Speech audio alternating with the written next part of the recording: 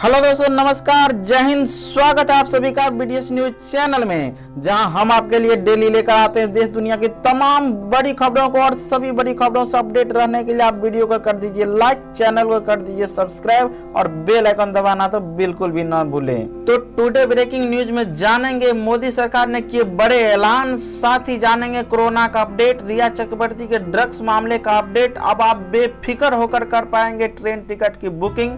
Waiting list की समस्या जड़ से ही कर दी गई है खत्म। जानेंगे पूरी खबर को विस्तार से दोस्तों। इंडिया चाइना बॉर्डर पर चल रहे तनाव को लेकर बड़ी खबर आई है। रक्षा क्षेत्र में अब भारत को मिली है बहुत बड़ी कामयाबी। अब देश में ही बनेंगे हाइपरसोनिक मिसाइलें। जानेंगे पूरी खबर को विस्तार से। साथ ही चंद्रयान 2 से संपर्क टूटने के बाद अब चंद्रयान 3 को लेकर आई है बहुत बड़ी खुशखबरी। साथ ही इसी वीडियो में जानेंगे पूर्व आरबीआई गवर्नर रघुराम राजन का बड़ा बयान, बोले बर्बादी की कगार पर भारत की अर्थव्यवस्था। तो एक एक करके सभी बड़ी खबरों को जानेंगे। आगे बढ़ने से पहले आपको बता दें दोस्तों कि इस वीडियो को बनाने में हमें बहुत मेहनत लगती है, इसके लिए आप एक छोटा सा लाइक जरूर कर दे। तो बढ़ते हैं सबसे पहली खबर की ओर और स्टार्ट करते हैं कोरोना से। तो पिछले 24 घंटे में अब तक सबसे ज्यादा 90,802 नए मामले सामने आए हैं, जिसके बाद कुल संक्रमितों की आंकड़ा 42,04,613 हो गई है। वहीं इस दौरान 1,016 लोगों की मौत हो चुकी है।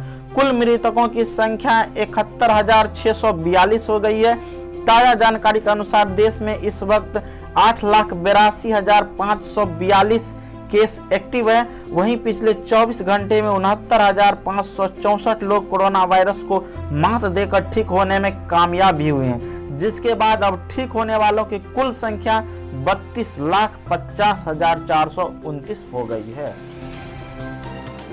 रूस ने कोरोना वैक्सीन का डाटा भारत के साथ किया शेयर, जल्द मिलेगी खुशखबरी। भारत में कोरोना वायरस के मामलों में लगातार वृद्धि हो रही है। सोमवार को कोरोना संक्रमण के मामलों में ब्राजील को पीछे छोड़ते हुए भारत दूसरे स्थान पर पहुंच गया है।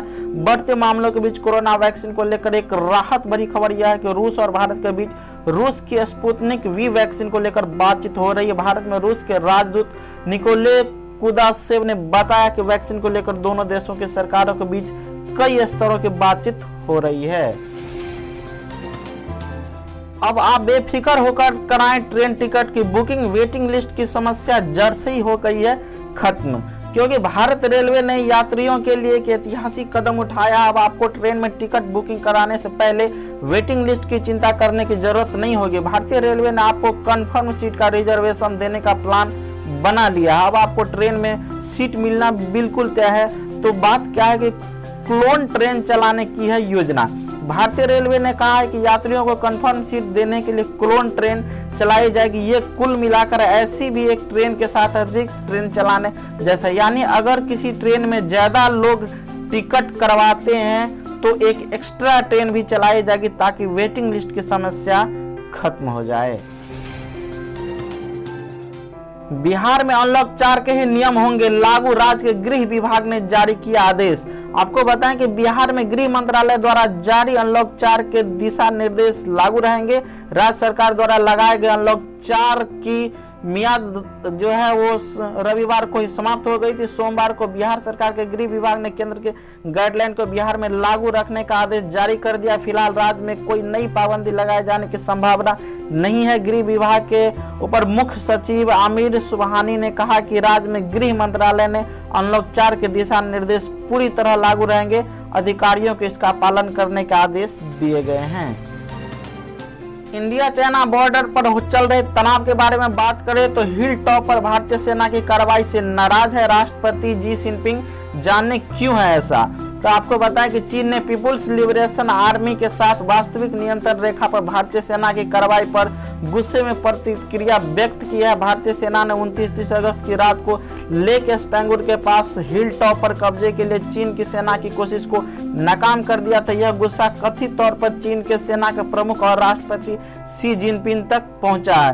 ज्ञात हो कि 29 और 31 अगस्त के बीच चीन की सेना ने उकसावे की कार्रवाई करते हुए पैंगोंग झील के दक्षिणी किनारे पर यथास्थिति को बदलने का प्रयास किया था, लेकिन भारतीय सेना ने उसे विफल कर दिया था। यही नहीं, बाद में भारतीय सेना ने पैंगोंग के दक्षिणी किनारे पर स्थित लगभग सभी प्रमुख चोटियों पर कब्जा कर लिया था। इसके बाद चीनी सैनिकों की तैनाती बढ़ाने से पैंगोंग से झील के दक्षिणी किनारे पर काफी तनाव बढ़ गया है। रक्षा क्षेत्र में भारत को मिली है बहुत बड़ी कामयाबी। भारत ने हाइपरसोनिक टेक्नोलॉजी हासिल की। ऐसा करने वाला दुनिया का चौथा देश। 5 साल में देश में ही बनेंगी हाइपरसोनिक मिसाइलें। आपको बताएं, भारत ने हाइपरसोनिक टेक्नोलॉजी डेमोन्स्ट्रेटर देश में तैयार करने में कामयाबी हासिल कर ली। इसे DRDO ने तैयार किया है। ओडिशा के बालासोर स्थित APJ अब्दुल कलाम रेंज में सोमवार को इसका परीक्षण सफल रहा। इसे स्क्रैम जेट इंजन की मदद से लॉन्च किया गया। भारत यह तकनीक हासिल करने वाला दुनिया का चौथा देश बन गया। इससे पहले अमेरिका, रूस और चीन भी यह तकनीक तैयार कर चुके हैं। उत्तर बिहार के लोगों के लिए बहुत बड़ी सौगात। दरभंगा एम्स के लिए केंद्र ने दी 1361 करोड़ रुपए के बजट को मंजूरी। आपको बताएं, दरभंगा एम्स को लेकर संशय की स्थिति पिछले 3 सालों से बनी हुई थी, लेकिन अब इसके बनने का रास्ता साफ होता दिख रहा है। रिपोर्ट के अनुसार एम्स 750 बेड का होगा और निर्माण कार्य पर 1361 करोड़ रुपए की राशि खर्च होगी। रसोरे में कौन था के जरिए स्मृति ईरानी का राहुल गांधी पर तंज। सोशल मीडिया पर शेयर किया वीडियो। आपको बताएं कि सोशल मीडिया पर पिछले कुछ दिनों से रसोरे में कौन था ट्रेंड कर रहा है। इसे लोग अलग अलग अंदाज में वीडियो बनाकर सोशल मीडिया पर शेयर कर रहे हैं। केंद्रीय महिला और बाल विकास मंत्री स्मृति ईरानी ने भी इसको लेकर एक वीडियो अपने इंस्टाग्राम अकाउंट पर शेयर किया है। मजेदार वायरल रैप के अलग वर्जन को किया है पोस्ट। आपको बताएं कि रविवार को केंद्रीय मंत्री ने इस मजेदार वायरल रैप के एक अलग वर्जन को पोस्ट किया है, जिसे कांग्रेस के पूर्व अध्यक्ष और सांसद राहुल गांधी पर तंज कसने के रूप में बनाया गया। वीडियो में स्मृति ईरानी साल 2010 के लोकप्रिय धारावाहिक साथ निभाना साथिया में कोकिला बेन के मशहूर संवाद रसोरे में कौन था के लिपसिंग करते हुए दिखाई दे रही है। इंडिया चाइना बॉर्डर पर चल रहे तनाव की एक और बात करें तो चीन की नई हिमाकत और अरुणाचल प्रदेश को भी बताया अपना हिस्सा। आपको बताएं, पूर्वी लद्दाख सीमा पर भारत और चीन के बीच चल रहे तनाव बरकरार है। लद्दाख में चीन अपनी नापाक हरकतों से बाज नहीं आ रहा और अब भारत से लगती सीमा पर युद्धाभ्यास भी जारी कर दिया है। इसी बीच चीन एक नई हिमाकत पर उतर आया। चीन अब भारत के अरुणाचल प्रदेश पर सवाल उठा रहा है। चीन के विदेश मंत्रालय के प्रवक्ता झाओ लिजिन अरुणाचल प्रदेश को चीन का हिस्सा बता रहा है। राष्ट्रीय शिक्षा नीति पर हुई प्रेस कॉन्फ्रेंस। प्रधानमंत्री मोदी ने कहा, नई एजुकेशन पॉलिसी में पढ़ने की बजाय सीखने पर फोकस है। हमने पैशन, प्रैक्टिकल और परफॉर्मेंस पर जोर दिया है।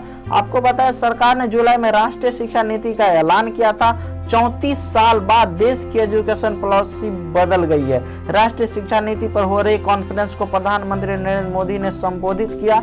मोदी ने कहा, नई एजुकेशन पॉलिसी में पढ़ने की बजाय सीखने पर फोकस है। हमने पैशन, प्रैक्टिकल और परफॉर्मेंस पर जोर दिया है। देश की उम्मीदों को पूरा करने का अहम माध्यम शिक्षा नीति और शिक्षा व्यवस्था ही होती है। शिक्षा व्यवस्था की जिम्मेदारी से केंद्र, राज्य सरकार और स्थानीय निकाय जुड़े होते हैं, लेकिन यह भी सही है कि शिक्षा नीति में सरकार का दखल कम से कम होना चाहिए। चंद्रयान 3 को लेकर आई बहुत बड़ी खुशखबरी और वैज्ञानिकों ने माना कि हार्ड लैंडिंग के बाद चंद्रयान 2 का टूट गया था संपर्क। आपको बताएं, भारत का चंद्रयान 3 अगले साल की शुरुआत में प्रक्षेपित हो सकता है। इसमें ऑर्बिटर के बजाय एक लैंडर और एक रोवर होगा। यह जानकारी केंद्रीय मंत्री जितेंद्र सिंह ने दी।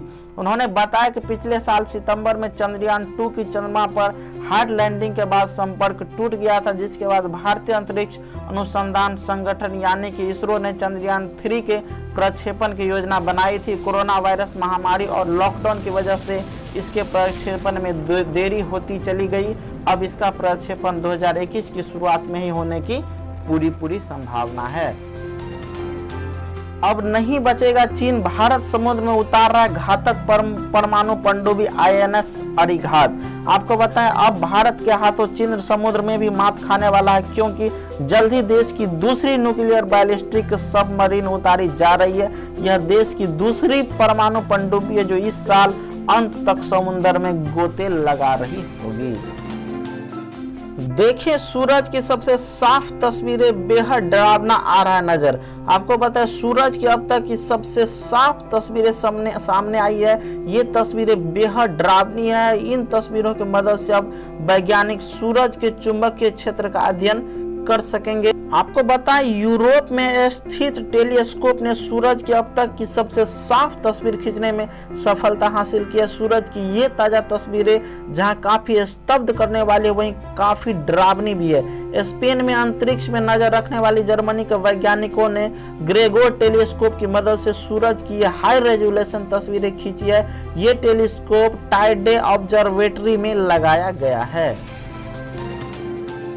वहीं पर यदि सुशांत सिंह केस की बात करें तो फंस गई है रिया चक्रवर्ती। इन कारणों से हो सकती है गिरफ्तारी।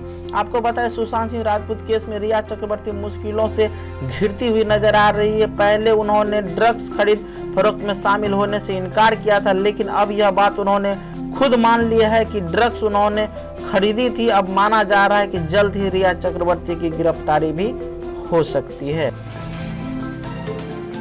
पूर्व आरबीआई गवर्नर रघुराम राजन का बड़ा बयान, बोले बर्बादी की कगार पर भारत की अर्थव्यवस्था। आपको बताएं देश की गिरती अर्थव्यवस्था को लेकर रिजर्व बैंक के पूर्व गवर्नर रघुराम राजन ने यह चेतावनी देते हुए मोदी सरकार को सलाह दी है कि अगर स्थिति को अभी नहीं संभाला गया तो भारतीय अर्थव्यवस्था में और गिरावट आ सकती है। रघुराम राजन ने कहा कि वर्ष 2020-21 की पहली तिमाही के जीडीपी के आंकड़े अर्थव्यवस्था की तबाही का अलार्म है, इसीलिए सरकार को अलर्ट हो जाना चाहिए। रिजर्व बैंक के पूर्व गवर्नर रघुराम राजन ने सुझाव में अपने लिंक्डइन पेज पर एक पोस्ट में दिया। राजन ने कहा दुर्भाग्य से शुरुआत में जो गतिविधियां एकदम तेजी से बढ़ रही थी अब फिर से ठंडी पड़ गई है।